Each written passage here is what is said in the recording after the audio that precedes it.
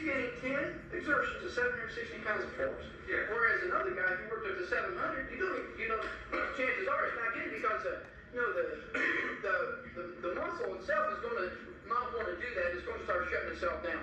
Like, that's right, because like, let's say he just squat 550 pounds and I was to put 600, he'd go down, he was shut down completely. He just surrendered under the weight. See, if you do this time and time again, you'll never surrender under any weight.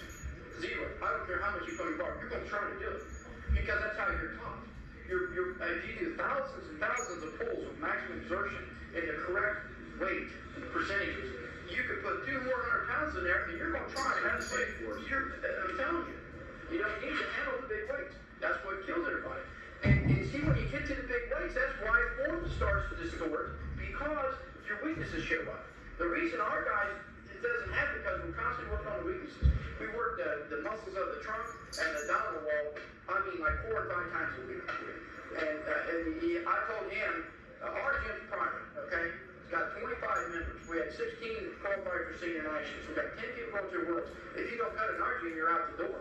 Because, once I go, it's like a living thing to us. So that if you're not cutting the mustard, we don't need, just don't come, take something from us. We expect you to bring something to us. We want you to be a world champ. So that's how we do it. See, so we keep they know right away it's a lot different than most places. Well, I think a lot of people, if the bar's coming up, if the bar's moving, people think, well, that's enough. And the idea of having to maximize the force of the bars is a different concept.